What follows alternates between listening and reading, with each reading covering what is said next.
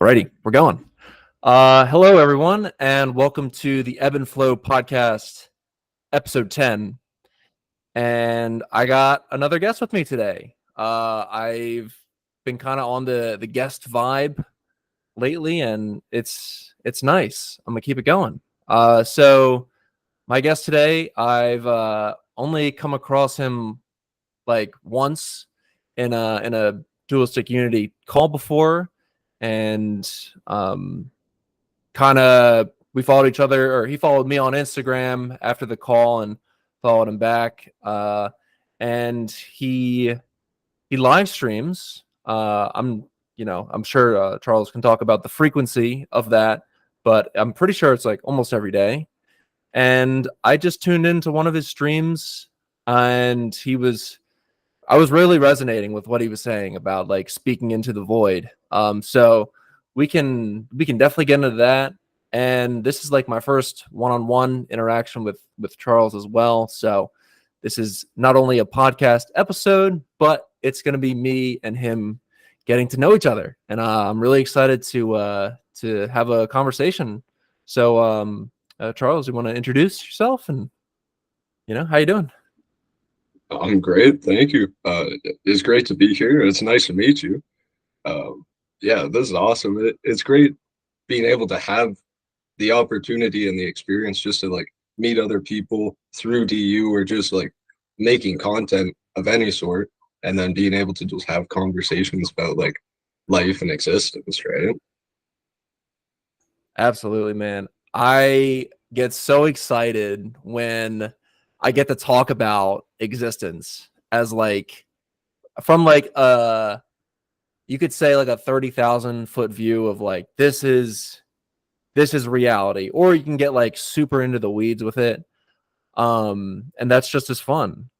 And I would say in my life there's not many people that I can get super deep with without them getting really uncomfortable, because anytime I bring up something of this nature, it tends to threaten these ideas that people are clinging to for a sense of certainty. And it feels like it's only like a small percentage of consciousness is like quote unquote waking up to the fact that you're never reality is never what you think it is. But it's like the majority wants to make it so that it is what they think it is. If you like get my gist. Yes, absolutely. Everybody's so everybody's so focused on, okay, well, I was a kid and now I'm grown up or I'm growing up. So that must mean I know something or I have some sort of say on the world or my life, whatever. But I guess if you just get to the point of realizing like uncertainty, you're just like not holding on to like not holding on to the ideas too tightly. You just relieve so much stress and it's like sorry, it's like this imaginary weight dropped off your shoulders just from going, oh yeah, maybe it's not what I think it is, right? And yeah, I definitely agree that so many people, like, there are very few people, I should say, that are open-minded enough to even talk about this, whether it's like people in religion or atheists or scientists, whatever. Like, people just want to stick it like, okay, well, I'm alive, I know that. I go to work every day, so what do I like? Yeah, they get so entrenched in the ideas of themselves and just their life, like going through the motions, right? Absolutely, man. And like that idea of themselves that they get entrenched in is like the source of all the imaginary weight that you were talking about. And when you realize that, oh shit, it is imaginary. And one of my favorite quotes is, I forget who said it, but it's the gates of hell are locked from the inside. Yeah, that is like crazy because it's always all the limitations are just your own mind, you know. Yeah, and yeah, that's a good one. I saw a picture that somebody posted on their story just before this, and it was a person sitting in a cage and the door was open. And they said this is the most dangerous kind of cage because you have the ability to walk out, but you choose not to because it's the comfort, right? You feel comfortable in the cage and like, oh, I could go out. Oh, but what's going to happen when I do? It's like, no, who cares what's going to happen? Just do it and see, right? Yeah, exactly, man. And oh man, that's such a good like depiction because it applies to so many areas of life. You know, like you talk to someone who's like miserable in their job, you know, and they're just bitching about it. And you're like, you know, you don't have to work that job. But then they'll give you a million reasons as to why they have to stay. And that's just them wanting to stay in that prison of their own mind. And I think it has that like desire to leave the cage has to come from them. So there's nothing you can do to, you know, to convince them. Like you can lead a horse to water, you can say the door is open, but they're the one that has to walk through. And that's hard to that's hard to like, that's something like a hard recognition kind of, because when you first see that the cage is a construct of the mind, you want to tell everyone and you want everyone else to be free, but in that desire you're still reinforcing your own cage. Yeah. Yeah, yeah, and even like the analogy you mentioned of the gates of hell, it's like you have the key to it. It's within you, and I feel like it's like a movie scene where you're standing there in front of the gates of hell and you realize you have the key, and then you look up and they're gone, and it's just like an open field or something, and you can just walk freely, right? Like, yeah, it's I don't know. I'm a very visual person, so I love hearing these analogies, and then I can picture it in my mind, and it's yeah. No, that's a good one too. Jeez. Yeah, man. All the there's so many good like analogies you can use that help paint the picture of like, not, well, I guess the best word I can come up with is the message that that I feel like a lot of religions and like science are trying to get at. It's that you are free, you are eternal. It's never what you think it is. And it's all like they're all pointing to the one thing, but people get caught up in the concepts of religion and science, and they see them as like their north star. Like this is like, I don't know, the Jesus is the truth, or like the truth can be found through Jesus, so they're looking towards Jesus. But if the truth can be found from Jesus, then why are you stopping at Jesus? Like what can't you like, you know, it takes it to be more, it's more uncomfortable to recognize that like the truth of what you are is up to you. I mean, it's like within you, and it's not this external idea. But we don't want to recognize that. It'd be like too much of a blow to this idea that we've attached to for many years. Yeah, and that's what's funny about it. It's almost like once you start thinking about it, you go, "Oh yeah, what was I so scared of?" Like it's more freeing, it's more relaxing, it's more like instead of getting upset at stuff, you can ask yourself, okay, why am I getting upset? And it's almost like right there, it clicks off and you go, oh yeah, it's not something to get upset about. Even you were talking about Jesus, and I heard somebody say that I don't know his name, but he was saying how Jesus said, follow me or be like me, but not in the literal sense. He meant it as like in the same way that Ray and Andrew started dualistic unity and they started having that conversation and it spread, it's the exact same way because they're just saying, I feel like, in the same way what Jesus was saying or what people think he was saying. And then, like you were saying, what all the other religions are saying. I feel like everybody really is saying the same thing to some extent. They're just, I don't know if it's the ego or they're what it is getting in the way, but they almost can't see that or accept that, oh yeah, if I'm a scientist, maybe people in religion are saying what I'm saying about energy can't be created or destroyed, or the Big Bang, like whatever whatever concept you want to come up with. It's like, what if it's all the same, right? Right. And it's so funny that you mention that energy cannot be created or destroyed, because anyone that like follows science and like believes in science as the truth will agree with you. They'll be like, yeah, that's absolutely correct. It just changes form. But then you can drop them with the but your energy. So you cannot be created or destroyed. And then they'll be like, but I was born and I'm gonna die. So I can. But it's like it's a paradox because they haven't like, I don't know, maybe spent enough time introspecting and questioning everything that they know about themselves. And you know, if you can add to that, but I do have like a question for you. So I kind of just want to know like a little bit about your story and like if you grew up religious at all, because I grew up Christian. I went to Catholic school my entire life, all the way up through college, and I followed down this road of belief and believing that there's a right way to live, and it's just like following Jesus. And I will go to heaven if I live a good life, and I will suffer eternal damnation if I don't. And then it's just like at the end of my senior year, I was really bored of all the religions, so I kind of just took a break.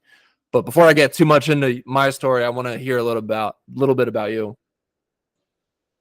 Yeah, I wasn't raised religious. My dad's side of the family is like they would go to church, and when we went to visit them, like they're over in Europe.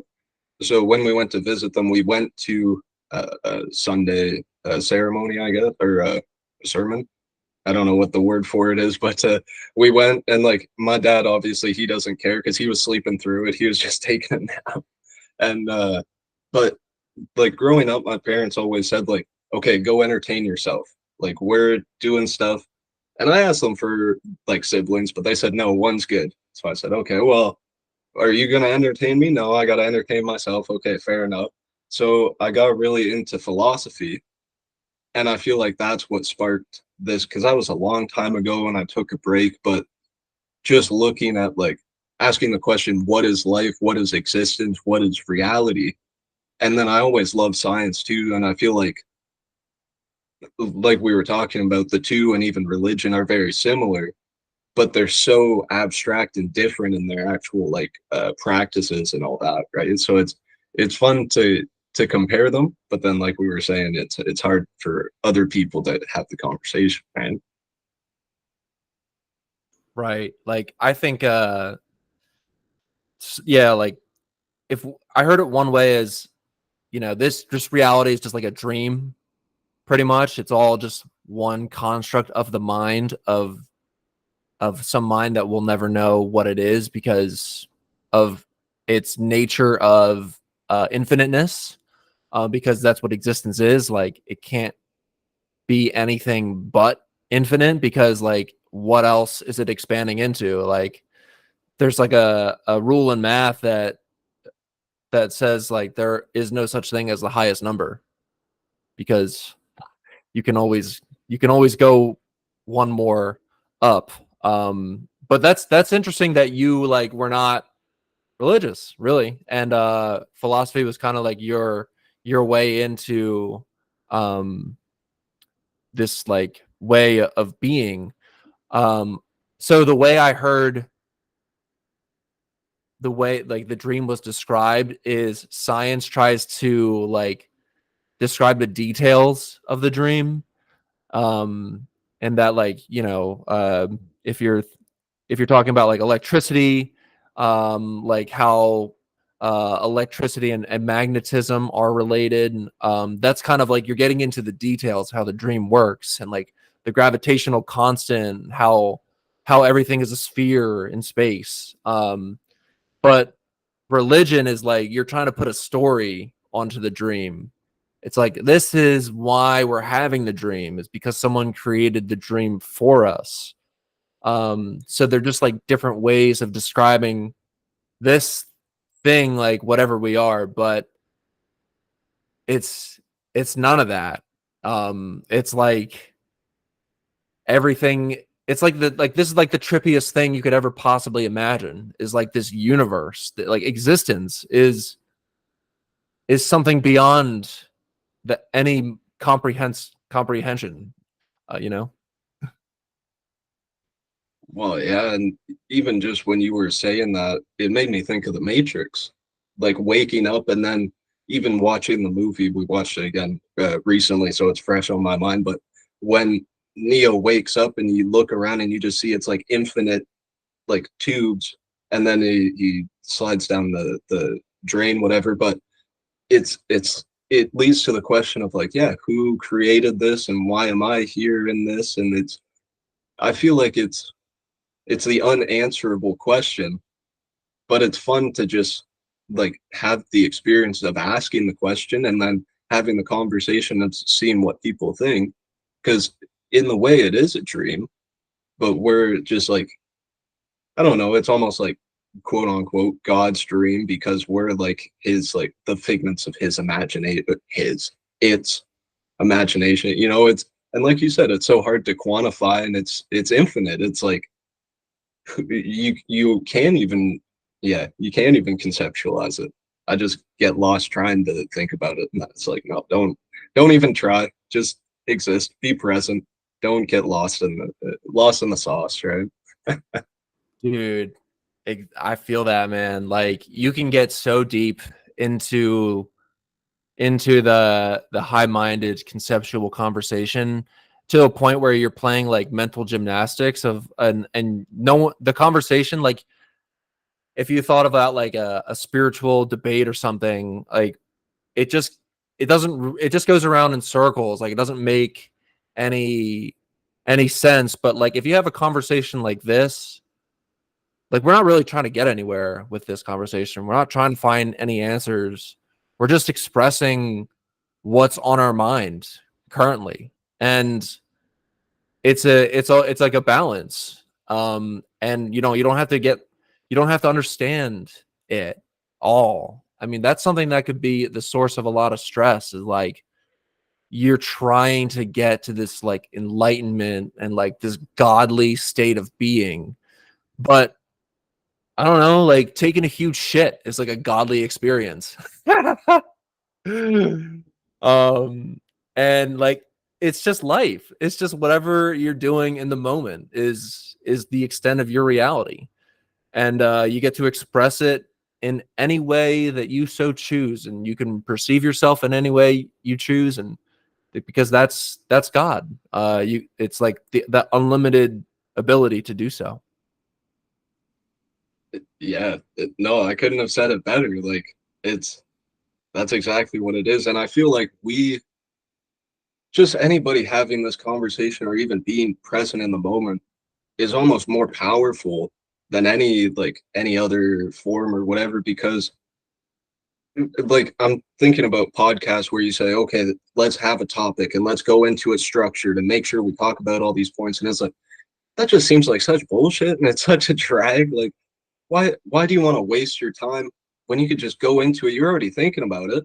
Just talk and see where it goes. Right? Dude, exactly. For the listener, we didn't prepare at all for this. I DM'd Charles on Instagram, and I was like, "Yo, do you want to do a podcast?" And he was like, "Yeah, man." I'm like, all right, click on this link. And here we are. We're shooting from the hip. And I honestly wouldn't have it any other way. Like, I couldn't imagine myself like reading off a bullet list, like, all right, we got to that. Now let's get to this. Like,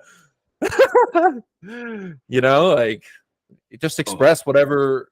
You don't have to put a weight on anything you're expressing. Like, there doesn't have to be a schedule. Like, I that's kind of how I'm like structuring, I guess, my podcast, is by not having a structure, which seems paradoxical. But if you can, if you'll some people will get what I mean, and some people won't. That's like a kind of like a biblical quote, like those with ears to hear, you know. And actually, I saw a post from you yesterday that you started your own series. You want to talk a little bit about that? Sure. Thank you for mentioning it. Yeah, it was just like you said, off the hip, sporadic thing where I realized, oh, well, I'm doing the live streams anyways on Kick and Instagram where I just wanted to set it up and talk because I was getting pissed off trying to set up for gaming because OBS wasn't working right and it was frustrating. But then I realized, oh, why do I have to like confine myself to this box of oh, I'm only going to do gaming or whatever. Let me just talk because I had stuff on my mind, right? And that's kind of like how it started. And I called it the shit shooting gallery because I like the term shooting the shit. And it's like, well, everybody was using it in their titles and videos, ideas. So I switched it around. I'm like, okay, how can I put my spin on it? Looked it up. Oh, it's not taken. Snag that. And yeah, the rest is history, I guess. I love it, man. Shit shooting. Yeah, The shit shooting the shit yeah, shooting shit shooting gallery. gallery. I gotta say it a few more times so I can get it, you know? Hell yeah, yeah. That kind of it's like a little bit of a tongue twister. And like when I was saying, like shooting from the hip, shooting shit from the hip. Oh shit, bars. Oh No, damn. it's uh, hey, and in a sense, if you wanted to start rapping, you could just start playing a beat and start right now because who's to say there's any limit to it, right? Exactly, man. That actually kind of segues into I checked out your profile, did a little bit of stalking, and it seems like you have some musical endeavors as well. Yes, Um, that was where I started making content, and that's where my passion is. But I always heard like, okay, well, in the modern age, if you want to make music or make content, you have to advertise and put yourself out there, show behind the scenes and who you are.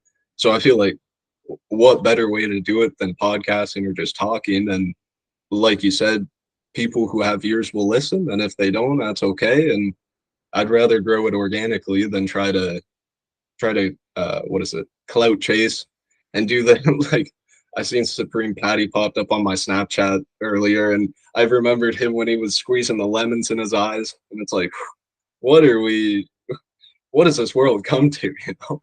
Dude, I see videos of like people that childhood trauma of you have a razor scooter and it hits like your Achilles heel. Someone that was like making videos of like he was like putting razor scooters on a kid's carousel or whatever and just like standing next to it while he was squatting like 200 pounds and like it was like he stepped into it and like 10 of the scooters were just hitting his shin. Oh, He's like like, going around like consecutively hitting them. yeah. Oh shit. And like, oh dude, it's like a whole montage like of just him in pain. And it's like, so this is what you're doing for content, huh? That's art. I wonder if he's being himself in that. Like, does he really? Is he a masochist? Hey, and who knows? Yeah, even from high school, I met a few crazy characters, but yeah, some people it's hard to say. It's like, are they really just they live for the pain or the adrenaline, and that's just what their life has come to at that moment, or is it they're hungry for the views and they're thinking, oh, how can I ramp it up to the extreme?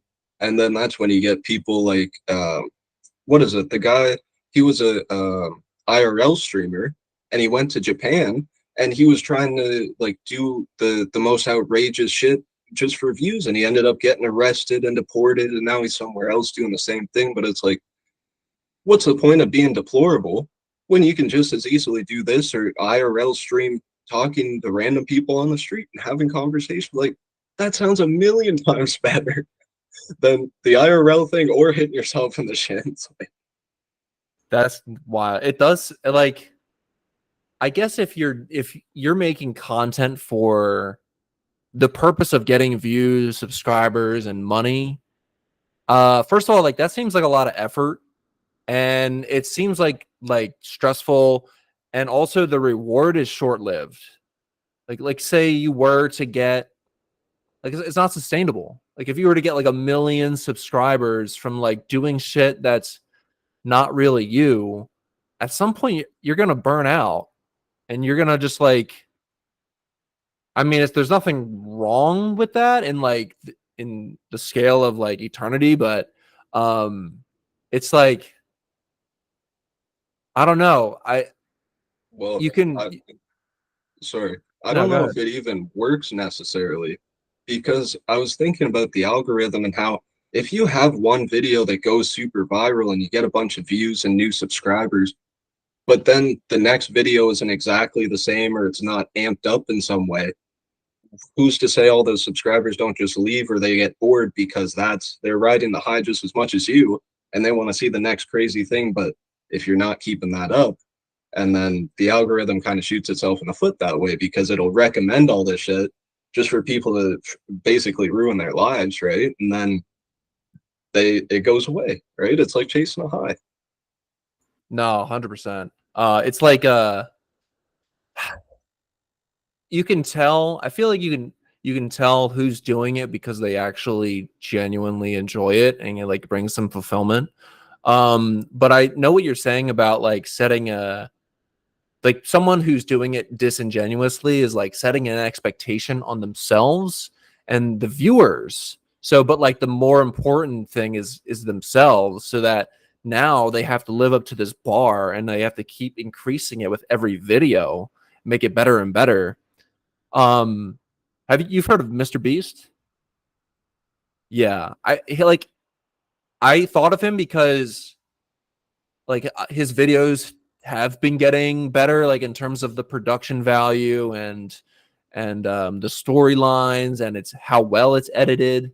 But I feel like it's for him, this is just speculation, but he just really enjoys making YouTube videos, and like he's really good at it. Like he picks something that and brings him like fulfillment, and he just got really good at it. And I think following that part of yourself, like that intuition of this is something I enjoy, I'm going to keep pursuing it just because it's bringing me fulfillment. Like I don't really care about the viewers or the money, but it's really just for me. And honestly, like part of that is I just, thought of myself too. Like this podcasting thing, the more I do it, this is my 10th episode. So the first double digit episode. And I'm liking it more and more, man. On my run just before this, I was just thinking, um, like, holy shit, I really like this podcasting thing, and I'm just gonna keep doing it and see where it goes. Like, if I don't know, I have the thought, like, well, what if I blow up and get a lot of, I don't know, a big following? Like, that'd be cool, but I don't need that. I certainly don't. I'm perfectly fine with um as you so well put in your one of your live streams, like shouting into the void. And there's a lot of humbling experiences that can go with that. For example, I post when I have a new podcast episode on my Instagram, and I forget what episode it was, but I put it up on Instagram and it didn't get any engagement for like 16 hours. It didn't get a single like. So that fucked with me, man. Like for someone, as like aware as I am right now, like, oh, I'm God. I'm alone. It's all my mind. I felt so much insecurity from that. And looking back at it, it's like that's just more character building. Honestly, now like I'm kind of like bulletproof. Like if my posts don't get any engagement, it's like I don't care, because who else am I doing it for if not for me? Absolutely. And that's what it comes down to, right? It's the enjoyment of being present and doing something you love. And first I want to say congratulations to 10 episodes because the consistency is key and that's what's important. Yes. Um, Dead and on it. that's yeah, that's that's like what is it? I thought of something. That's kind of the beauty of the capitalist machine in a way is that I can kind of understand why people back in the day would have gone to America and said, "Oh, the American dream," because in a sense, it is really going there and going, "Okay, what is your dream? What do you want to accomplish?" And like we said, it's uh, yeah, for being so aware and woke, like everybody has those times of like insecurity and shit. Oh, I'm having too many thoughts at once now. I'm losing my train of thought. Um, what was I saying? Yeah, the American dream. But yes, I think it's important that you have like everybody has a dream or something that they do enjoy doing or really want to do with their life. Cause that's like I pulled it up on stream, the ikigai, I think, or like the Japanese word for your purpose in life. And it's like a Venn diagram of the four circles. And it's like what you're good at, what you can get paid for, what the world needs, and there's a fourth part to it. But then once you figure that out, well, and who's to say you even need to figure it out? What if it's like the podcasting where you just start and then you're on a run and you go, yeah, I really like this. Maybe I'll do it the rest of my life because you enjoy it that much, right? And that's what it comes down to. It's yeah, I feel like going back to the start of this, the people stuck at their jobs. So many people I would love to say like, what do you want to do with your life? If you could get out of here and never come back, what would you do? Because like the, everybody's physical body's on a timer, and you never know when it's gonna run out, right? It's not fun to think about necessarily like your physical body, but then I also think about like what is it, reincarnation, or the fact that like you could be a reincarnation of me and I could be like it's all like we said, energy can't be created or destroyed. It's all just there all the time, right? A- Absolutely. I had like a. Oh, go ahead. No, go ahead. Oh, take your water. Sorry. All One good. more thing I wanted to add is that in a way, this is just the practice of experiencing the moment in the present. Because what better way to do it with a conversation, or I'm sure you could say like painting or like art, but you have to be it present in the moment, listening and like conscious of each other. Like you were gracious enough to let me say what I wanted to say because you're in the moment. You realize like, oh, he forgot something. Like that, I love it. Dude, absolutely. It's absolutely like you it's just yeah, I've that's I never thought of it that way that like when I'm podcasting like I am present. Like because first of all like it would kind of be a shitty podcast if I just started going on my phone like halfway through like that's kind of not the point of the podcast. The point of the podcast is to like have a conversation and or I don't know what the point is at all actually, but it's just something to it's a way of like practicing presence. And you can totally like you can get lost in your thoughts in a variety of ways throughout the day, especially if you're like around a lot of distractions.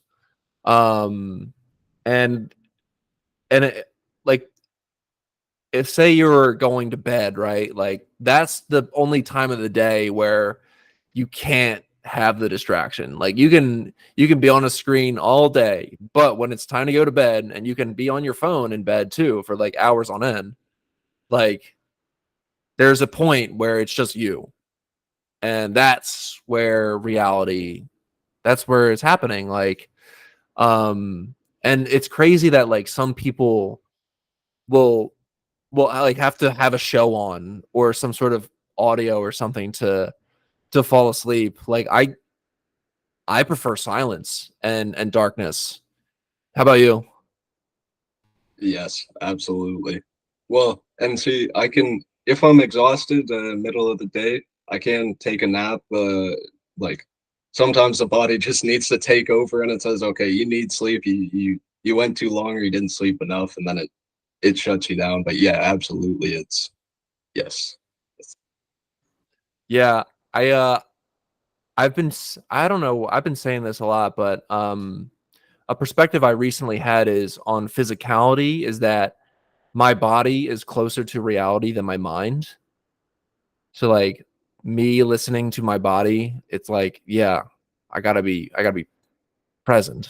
If my body is really exhausted, but my mind is like running like a marathon, and I'll do this to myself at night where like my body wants to go to bed, but my mind wants to keep watching YouTube videos.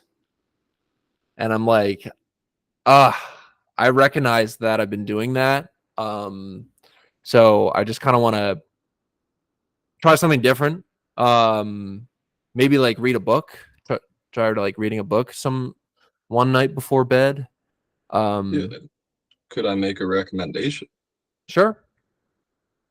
You could even try creative writing in the sense of you pull up notes. Well, you could do it pen and paper even if you don't want to do the phone, which is completely understandable. But just creative writing in the sense of like what's on your mind from the day and just dump it. What was it in a class I had in college? One of those like resume building courses and talking about the workplace and all that.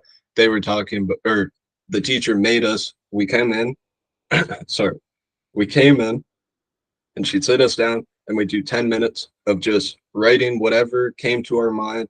Don't backspace anything. Just keep going, keep writing, and basically fill out like fill the time up just writing. And by the end of it, your mind feels so open, and you're like, oh, all like the voice in my head that was doing all that talking, it's like I spit it out on the page and it's out. So I, that could be something worth trying too.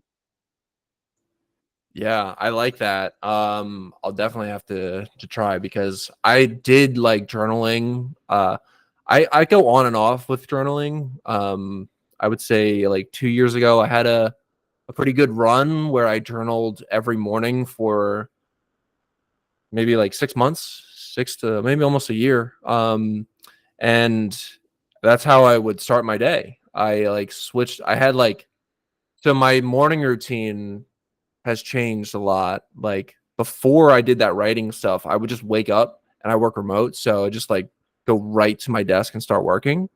And it felt like that was kind of stressful on my mind. So I wanted to just try something different. And then I started waking up like an hour before I had to log in to work. And in that hour, I would like do push-ups in my room. I'd make tea and journal and go on a walk. I like do all that shit. Take a cold shower as well. So I like kind of went on the other side of the spectrum of like morning routine. And I did that consistently for maybe like 4 months. And then I feel like I wasn't really holding on to a structure that tightly. Like um it's I feel like it's important to not have such a rigid routine. And so I fell out of it. I think I found some like middle ground where I would just take a walk. I'd wake up, take a walk, but I wouldn't journal, I wouldn't make the tea or exercise. I mean, walking is exercise, but so I like found a middle ground, and that's what I'm doing now. I wake up, take a walk, and then go to work.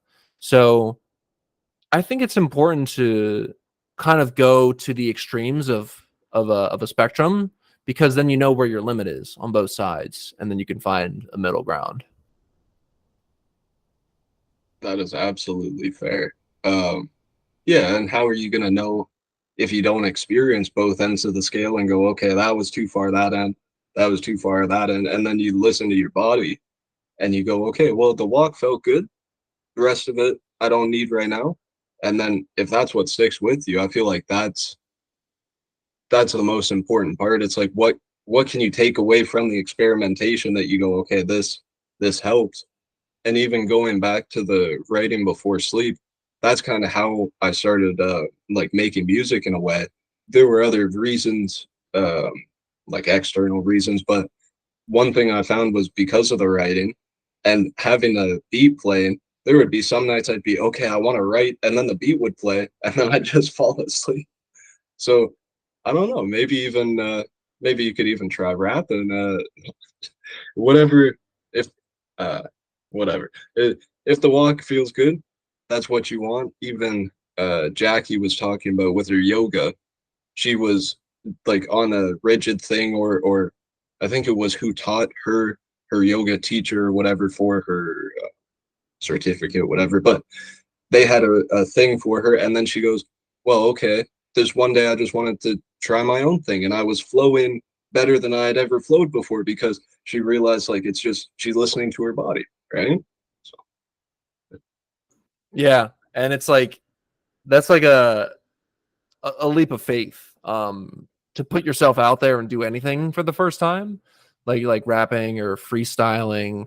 I had friends that did that like back in high school, and I was always like, it was cool. Some of them would actually go off, but I just never saw myself as someone who could do it.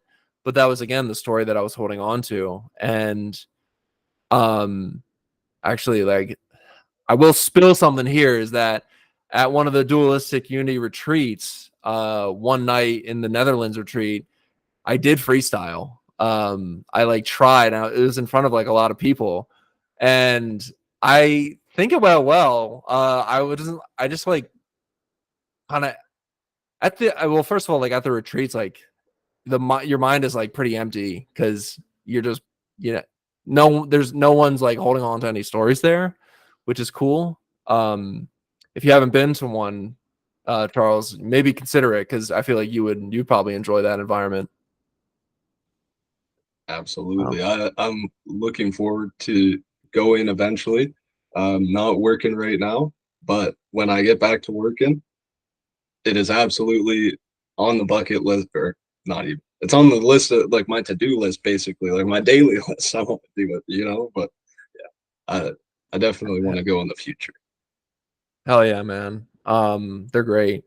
And to go back to like the creative process in music, so I've been trying to learn how to produce electronic music, because I love EDM. And so I bought Ableton last fall, like the full version, and like it was pretty expensive. So that was it takes a certain amount of commitment to make that kind of a purchase.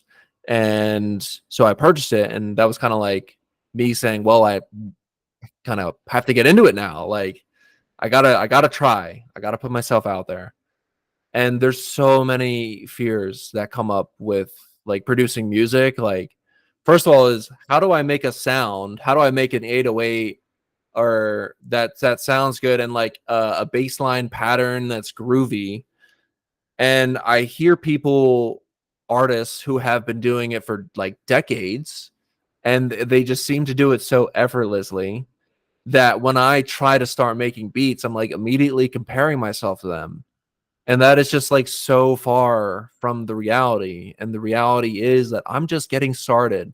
I don't know shit about music production. And honestly, just like recently, I'm trying to like watch a baseline tutorial on like making a tech house, which is techno and house combined, beat.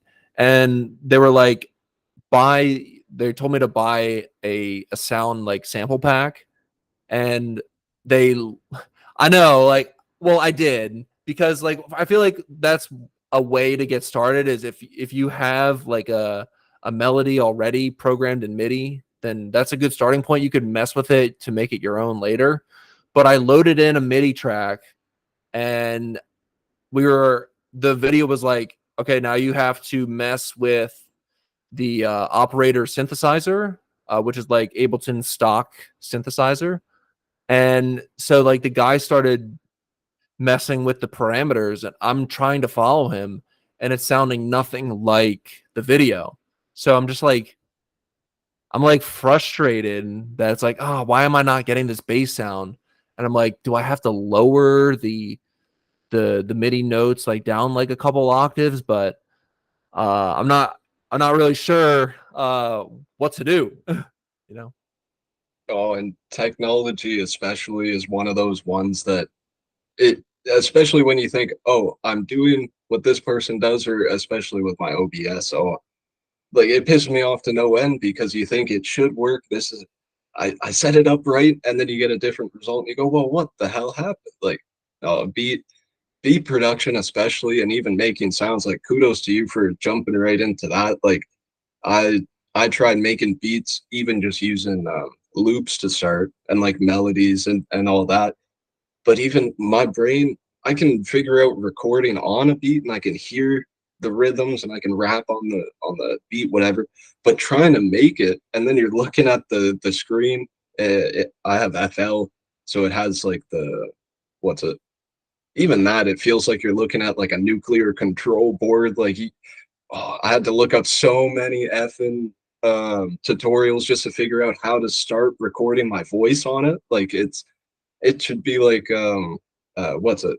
GarageBand, where you can just plug the mic in, it connects, and then you click record and it starts. It's right there. Like, oh, and see, that's like that comes down to like UI UX stuff, and like yeah, my I kind of wanted to be what's it, a business consultant, because I feel like that's almost one of the easiest jobs, to come into a place and go, look at all this shit you guys are doing wrong. Here's how you fix it and do it better, and you can make everything more efficient. Like I see that looking at everything, but that's I feel like that's also like how my brain works, and it's kind of like effed up that way. It's like, why does anything have to be fixed or changed? Like you just have to accept it for how it is, because a lot of the time, especially if stuff doesn't get updated, or like even beats or music, you put a project out, why does it need to change at all? Just accept it how it is. If you see the vision, cool. If you don't, whatever. And then there's other stuff out there too, right? Mhm. Yeah, I mean, with like the music, and you're putting beats out. I feel like some people can get so particular with their sounds, and having all of those options, like you were saying, it's like a rocket ship control board with all of the knobs and parameters that you can mess with, and it's like having sometimes like having like option overload is like not good, because you get frozen with all the options. So it's just a matter of choosing one, and like figuring out, okay, well, this is like a filter resonance. How does that change the oscillator? But yeah, with your business consultant thing, that's interesting, because if you wanted to be a consultant, it's like I wonder how that balance is when you're trying to tell people that you know the right way to run a business, when there is no right way. Like, how do you like manage that? Like, sorry, are you asking like how do I think when I see other stuff, or just like in general, kind of like, or, Well, I don't know. Is this your line of work? oh no, Business sorry. consultant? No, it was just an idea I had. Like it's something I thought I could be good at, because I always look at like UX, UI, or even like I used to work at Loblaws for a little bit there, and I was doing shipping and receiving, and it would be like once a day at least I would be looking, going, why the hell did they do that? If they moved the shelf over 5 inches or whatever, it would have been way better, and everybody would have been happy. But that's also me, like that's something I'm trying to overcome in my brain, of like just accepting stuff for how it is, and like somebody had a reason for putting that shelf right there that you don't know. So how do you know that you know better? And it's I don't know, maybe now I don't even want to, because that was like an old thought, right? But it's like, yeah, I guess, yeah, like you said, there is no proper way to do business, because it's like especially entrepreneurship. Holy shit, that's just like talking to people, networking, and then who knows, you could meet a business partner, right? Yeah, dude. It's a whole thing. And like you could I guess what as you were talking, I was thinking if I consulted for like a building automation company because I've been in the building automation industry for 5 years, I could certainly give them suggestions of like, well, I used to do it this way, but then I changed this process and it tended to work a little bit more smoothly. So you could say that, and you know you don't have to be like this shit is fucked up. Like you don't, um, you know, it's it's being sensitive to like where your client is at too. You know. Yes, and let it be known, if I did ever help anybody with a business, I would not go into it just telling them where everything was effed up. I would absolutely try to do like try to be kind with them and say, "Oh, did you try this?"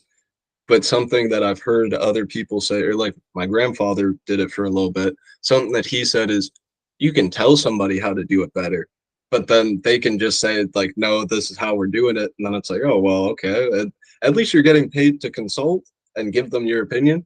But then sometimes they're just so like thick, yeah, thick headed that they won't even take the input, right? Like, and I feel like that goes for a lot of stuff in life. Yeah, like even though they're not listening to you, you are getting paid. And you are learning about them as well. You're learning that they tend to block out new perspectives. Which is, you know, it's you can always change your perspective on any situation. So you can choose to see it as a learning situation. So you talked about entrepreneurship. Are you like interested in that path? Do you have any Yeah. ideas of what you'd like to do? Or Well, I would say, like, if I was to label myself for a long time, I've said I'm an ideas guy. Because even just talking with my friends while we're smoking bongs on Snapchat call, like, we'll be talking about, oh, I saw this guy doing this.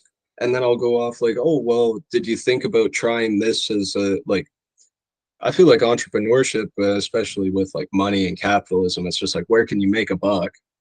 And for the most part, there's money to be made everywhere. It's just like what are you passionate about doing? And in a sense, I guess I would be passionate about online work. Uh, what is it? Definitely like advertising, doing graphics. Obviously, I'm doing like rap and content creation. I'm not the biggest fan of like video stuff. Sometimes that gets like difficult to work with, and storage for me is a problem with my phone. So that's why I like doing the lives because it's easy, right? I guess in a sense it's a little bit laziness, but what I'm trying to like yeah, I guess rap would be my entrepreneur stuff and then uh yeah, sorry. I guess rap would be my business and then my entrepreneurial side comes in with like advertising, trying to come up with ideas for like how to market, how to like reach new audiences, right? mhm.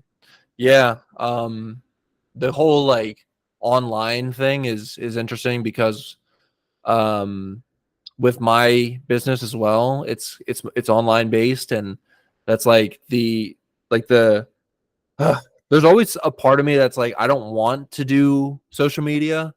It's kind of like toxic and shit, but at the same time it's toxic if you let it, and you can also curate your feed to like show you things that actually would like improve and help you work towards your goals. And so like I will make like videos of me talking to the camera about something that I'm going through. I'll do things like this, and for me, I think the entrepreneurship route is like a way to the next level of freedom, kind of, in the sense that yeah, I mean, if you're in a corporate environment, like you're never working for yourself, and you always have to deal with other people as well. So it's like again, there's nothing wrong with that. It's just what path is resonating with you. And yeah, I mean, I don't know what I'm doing with my business, but it's cool to have something that's like mine, that like I have the say and decisions and like control and I mean control to some degree or no degree actually there is no control. But it's a fun endeavor, and I would say it takes courage to be an entrepreneur. It takes risk, um, and a lot of people don't want to be entrepreneurs because of that fear. Yes. And I am pretty strong-willed in this idea. I feel like slavery didn't go anywhere. It just changed the name, and now we call it capitalism. But there are slaves and masters because there's the people that pay the wages and the people that get paid the wages. But if you become an entrepreneur, you're becoming a boss and a master in a sense, right? So yeah, I could go on about geopolitical shit forever, but that's kind of oh, where was I going with that? Slaves and masters. Nope, it's gone. Uh, okay, yeah, that's fine. Capitalism is like the rebranding of slavery because oh my god, it really doesn't make sense when you think about it. Like your wages get taxed, so your income is taxed, but when you spend money, that's taxed as well, sales tax. So where are you actually free? Yes, and it's I remember what I wanted to say. It was holy shit. You ever try and think of something and it disappears? Oh, it's on the edge. Yeah. Oh, sorry.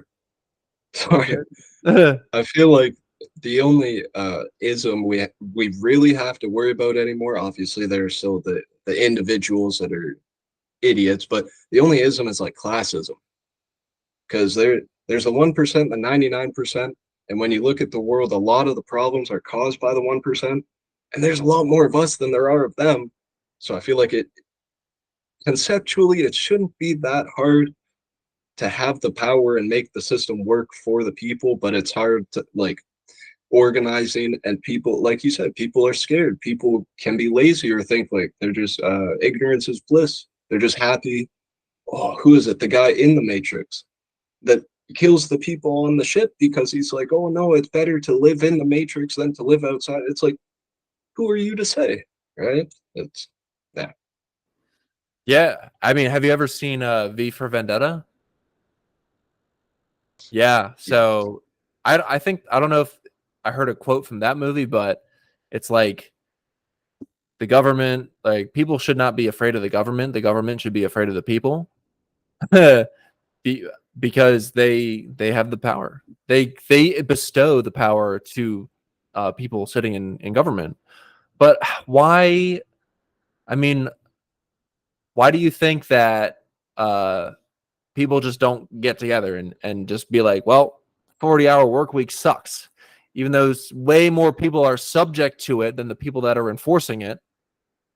So why? How yeah. come you don't think we get together like that? It's that's a good question. It's hard to say if it's there. Like I feel like there's enough people trying to speak out. There's enough people trying to organize. I wonder if it is like social media and technology in a way keeping us in a bubble or us just really not talking to people in the sense of like I live in an apartment building in town right now and it's like the amount of time I'm just walking around and I'll nod to someone or smile, but I don't have a conversation with them. I don't know my neighbors that way. And I feel like that hurts us the most. It's like we live so close to each other, but we don't want to talk to each other. We don't want to interact or like get together. I don't know. It is well, and at least in Canada, we had the trucker convoy, which that was good. And then Trudeau was like freezing their bank accounts and saying they were terrorists and shit. So it's like that's I guess that comes with it, but you have to keep going. And I honestly, if there's another one, I would go to this one because I didn't go to the first one. Um, It's yeah. I wish more people could band together to actually make themselves heard, right? Make the 99% heard. You know. Dude, I totally feel what you're saying with your apartment neighbors. It's the same case for me, man. Like all my neighbors, we're in the same fucking building, but I don't talk to them. Like I just like say hi. And it's so interesting because I feel like if it was like 100 years ago, that would not be the case. Because we're just so close together that we're bound to socialize.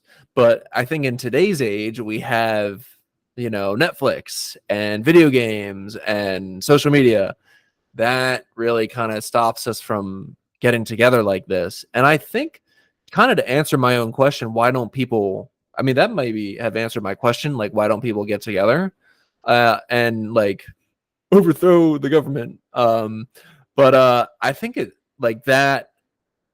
If you want to change capitalism, then just start having conversations with people. Let just like this. Like why are we doing capitalism right now? And it doesn't have to be we don't have to be like like judging the system or like fuck the system. Like we are the system.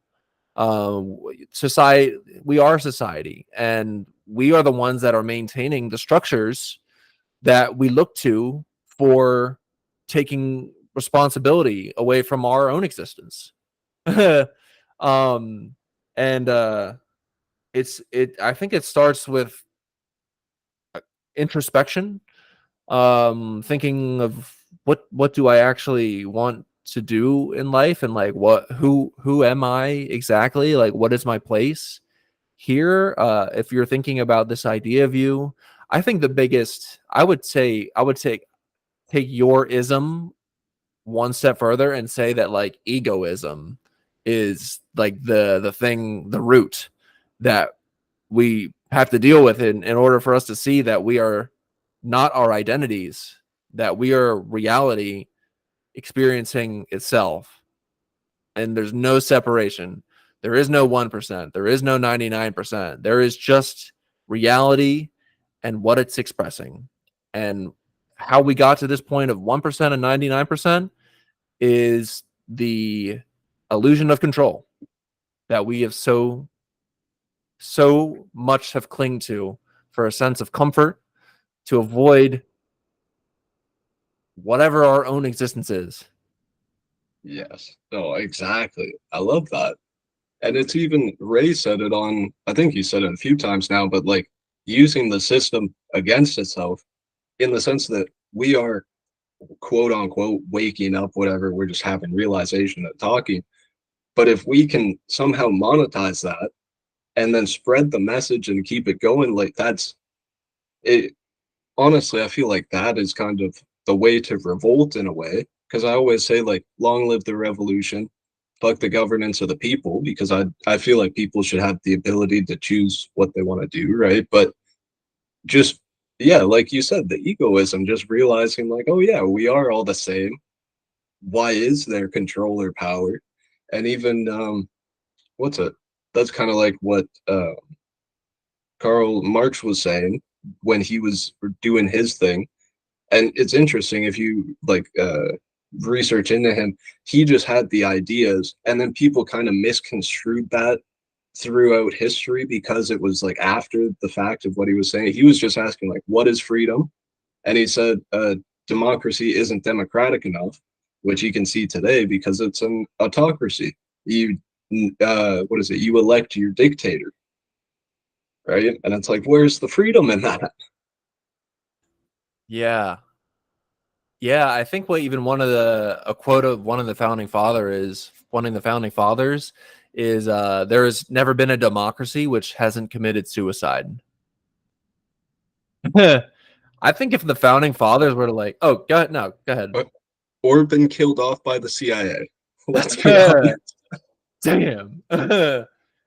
Yeah, I don't know too much about this, but JFK seemed like a pretty chill president. Do you know anything about that or Uh, I look it's more into it? like I pick up pieces. I think he was trying to disband the ones who have the money, what is it, the Federal Reserve? I Mm. think that, and then he was calling out the CIA and secret societies or the three-letter organizations, and then you can kind of see why they wouldn't want him around anymore because he's like spilling all the tea and he just wants to disband all the bad, quote unquote, bad guys. But then, yeah, it's sad because like him, Martin Luther King, like endless amount of examples of all these people trying to change the world. Like I saw one guy post one video talking about 6 or 7 different people that have tried to make a plasma battery, and they've all been killed off. And it's like, well, what? Like, come on, guys! It was the plasma battery, hydrogen cars, like any great invention. Why aren't we advancing civilization? And that's a question I have. It's like, where would civilization be if we were more like awake, quote unquote, awake, unified, and we actually helped each other instead of just like keeping them down? I feel like in an ideal world, we shouldn't even have like in an ideal world, we wouldn't have first or third world countries because the aid would actually get there and the people would actually get helped. It wouldn't be the people in the middle kind of taking their share. You know, it's No, that was awesome. And have you? I don't know if you know about like Nikola Tesla, but he was trying to like recreate the technology that the pyramids used to produce free energy for the entire world, and his patents got like locked away. They like took his patents away. And you can think about like the pyramids as well, and this civilization that used them for maybe generating free energy across the whole world. Um, it's really like you like Joe Rogan and Graham Hancock, like they talk about and Randall Carlson, like the technology of the pyramids and or this lost civilization that was like maybe more advanced than we are today. They were talking about using like sonic technology to build the pyramids. Like there was like depictions of priests or whatever that were like singing to these blocks, and like they were using their audible frequencies to lift the blocks and like build the pyramid. And it's like, every anything is possible. We as maybe we we're just, as a collective, we're in like a lower stage of ego development where we have not reached this level where we know that we don't know, and that we don't know who we are, but at the same time we know that we are existence and that we're God, and anything is possible. um yep, I'll leave it at that. oh, sorry. For a second, I thought you were talking about the podcast. Um, Yeah, I'm good to keep going. Yeah, for yeah, I can um go a little bit longer. yeah, maybe. Uh, Mhm. sorry. Yes, you were talking about the pyramids and free energy. And then what did you say at the end there? Sorry, the realization that we're God. There was something before that, I think. We're God, anything's possible. We're in a lower stage of ego development. Yes, that thinking about that almost scares me, and it's like, damn. Well, is religion like?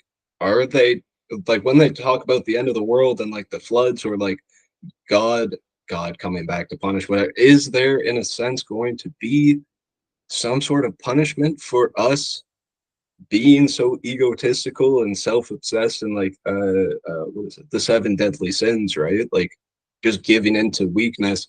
And see, I don't like organized religion. I don't think, like, especially like going to the church and you have to donate every week. It's like, I thought you had Christian banks. How do you not have enough money and you have to, like, I know it's the act of giving, but it's, yeah, I feel like spirituality has a lot more of the answers. And at the end of the day, so what if there is an end of the world? Because if you have the realization, you're I don't know. I kind of lost myself. Well, you're eternal. I mean, so there is no end. And like they'll use this as an excuse to pass off responsibility that like, oh, I'm going to be dead in 60 years anyway, so it's not really my problem. But you are your children, and if you don't have any kids, you are the children of other people. So you're you're being irresponsible, and you're affecting those who are also you. Okay.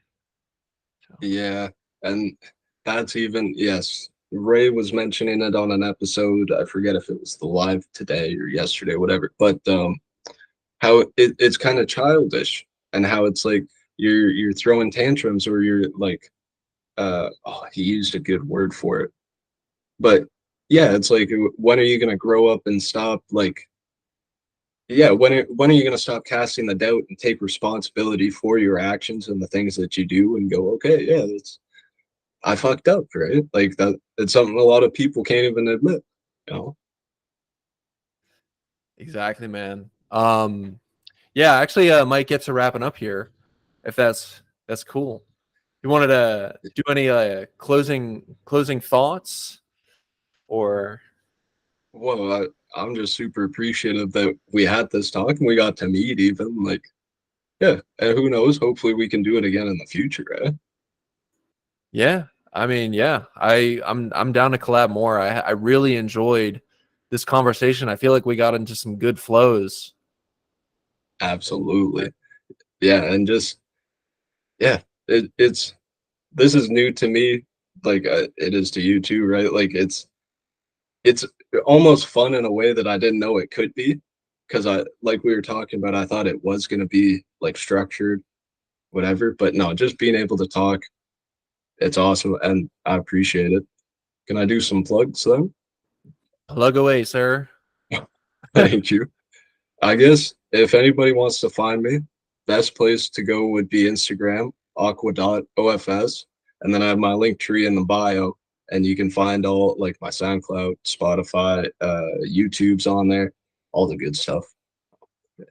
Awesome, man. Yeah, I'll put your links in my YouTube descriptions as well, and I'll tag you in the Instagram post. So, yeah, hopefully, some people will come across this and maybe get something out of it. Not that we're trying to get we're trying to get anything out, but we're just expressing whatever our potential is. And yeah, I had a lot of fun with this episode. So, thank you, Charles, for joining me. And to the listener, thank you for listening, uh, obviously, and I'll catch you on the next one. Peace.